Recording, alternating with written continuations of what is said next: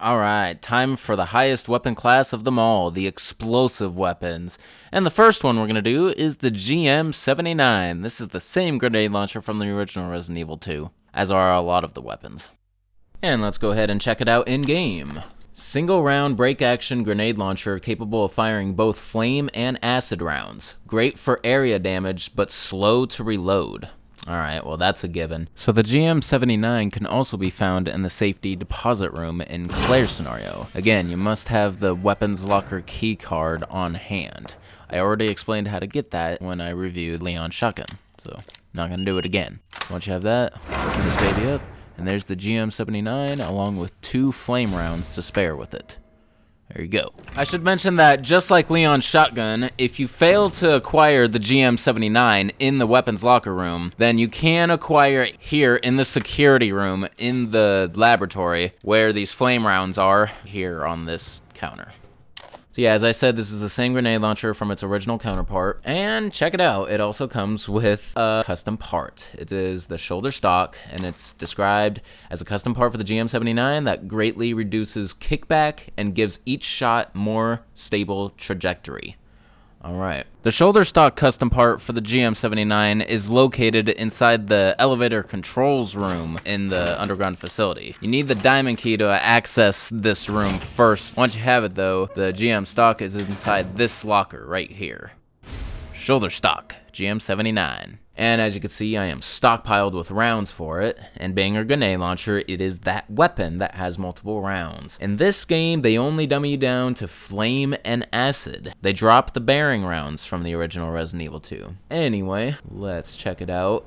There's Claire holding it. So I got 2 different types of rounds, and I got with and without a custom part, so there's a few tests to be had here. So first, let's try flame rounds, no part.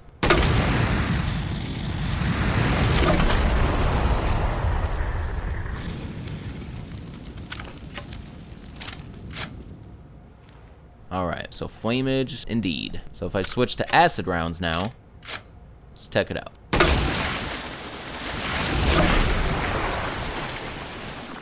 Just splashes, doesn't do much of anything. Nice. Alright, so now I'm gonna attach the shoulder stock to it. Looks a lot more like a real grenade launcher, doesn't it? Here's a detailed look at the GM79 with all the custom parts equipped on it. Doesn't change the description at all, but it does make it a double slotted weapon, so I can remove this custom part if I wanted to. So now let's test it out with the custom part attached. Start with acid rounds, since that's what I already have loaded. Don't really have to test it with flame rounds. The result's gonna be the same, it's more stable now. And the aiming is a lot more precise, as you can see with the crosshairs. You can also find the GM79 Grenade Launcher in the Pyromaniac Konjac scenario in the Tofu scenario minigames. Alright, so Grenade Launcher, I'm gonna go ahead and test both types of rounds on a liquor. I feel like that would be the best.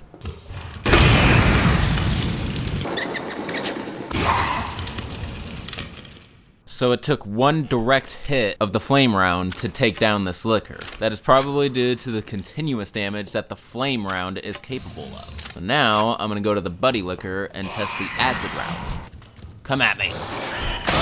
Okay, you did.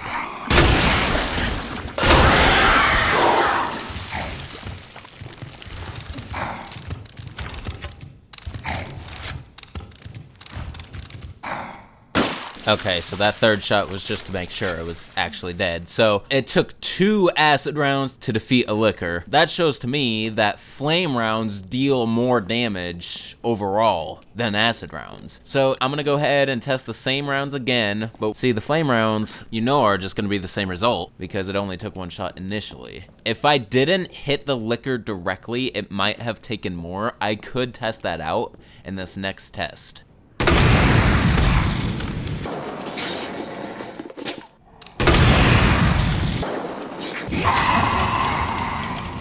Okay, so 2 indirect hits with the flame rounds to defeat this liquor. So there you go, I just proved it right there. It is amazing what these flame rounds are capable of. These are really nice rounds for this game. They are really good against the IVs. Just like Leon's flamethrower, this is the best weapon for Claire to use against those things.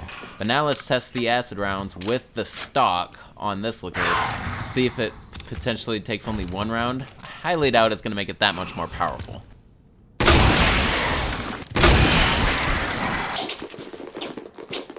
I didn't think so. So yeah, the stock's not going to change the firepower like that. It just seems to make aiming more precise and easier. Alright, so that is going to go ahead and conclude the GM79, ladies and gentlemen. Alright, now for the next explosive weapon, a beast one at that.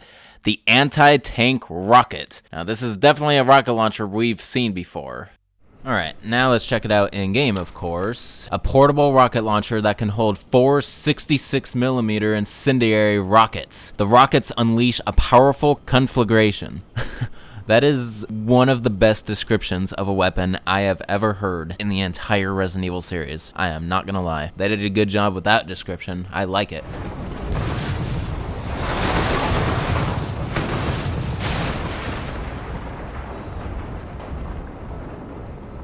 We'll call it even. Where did this thing come from? So being exclusive to Leon's scenario, the anti-tank rocket can only be found in the fight against the Super Tyrant. Now, I just tested a theory out. Unlike the original Resident Evil 2, you can't get the rocket launcher early if you do enough damage to him. No matter what, you have to survive him for 3 minutes. So, once you survive for 3 minutes, Ada sends you the anti-tank rocket. You can acquire it with Leon. There you go. So, I don't really have an opportunity to test this without hitting the Tyrant. So I'm gonna go ahead and do that because that is the enemy to test it on and count it as both a weapon and an enemy test.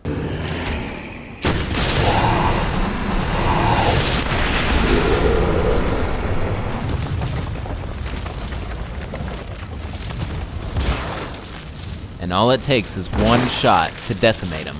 So, yep.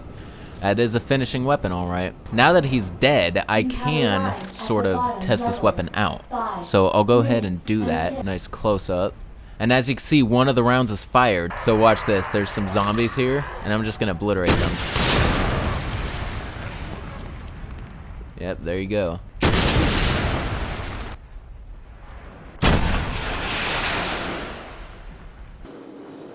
Just goes on forever, I guess. And now we are out of ammo. You could also find the anti-tank rocket in the seemingly overpowered Flans inventory in the Tofu Survivors. Alright, so that's gonna be all for the anti-tank rocket. Hope you enjoyed that. Alright, now for the final weapon of this review, the ATM-4. And the last in-game look. A recoilless rocket launcher that fires 84mm projectiles. The piercing power of the rocket causes more damage than the explosion. Alright, so by the description, this is saying it's more powerful than the anti-tank rocket. For the most part, it's still an anti-tank weapon. Alright, and as you can see, it's infinite, and that is because this is the reward you get if you beat Leon's scenario with an S+ rank on hardcore mode. Once you have that, you are pretty much a god. Alright, so here it is in game. You got a nice look at him just holding it casually like there. Alright, let's test this beast out.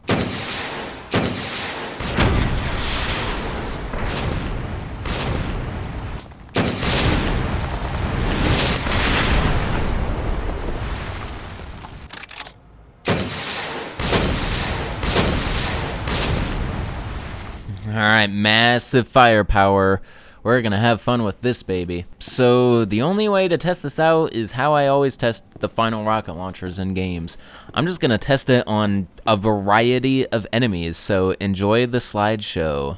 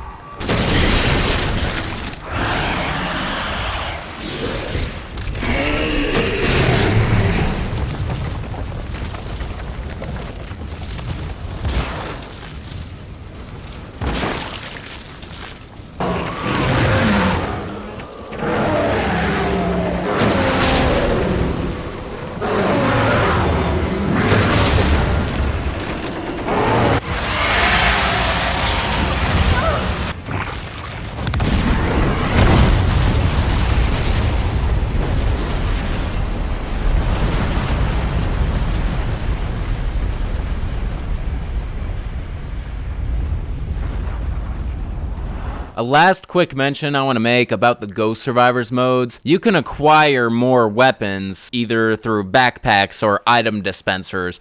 I just don't have the time or patience to demonstrate that. And you don't really need to know every single occurrence of where a weapon is anyway. And that, ladies and gentlemen, is going to wrap up my weapon review of Resident Evil 2 Remake. I really hope you guys enjoyed the video. It's always a pleasure to return to weapon reviews. I don't get to that often because, once again, I can only do them if a brand new game comes out or if I decide to remake an established weapon review in higher quality. Whenever I'm not doing that, I've just been doing full plays of the games lately. But anyway, this is the latest game in the franchise as of now. I can't wait until another brand new game comes out and I yet again return to weapon reviews. But until then, you'll just have to watch all my other content, check out my channel if you haven't. So to officially conclude, this is Shankster94, aka The Gamer Shankster. Rate, comment, subscribe. Don't forget to follow me on Twitter at Shankster_94. Check out my Facebook page, support me on Patreon. Shout out to Wyatt C, also known as the one and only W, for being my one and only patron on Patreon. Alright, I will see you guys in the future. More videos, more content. Peace out.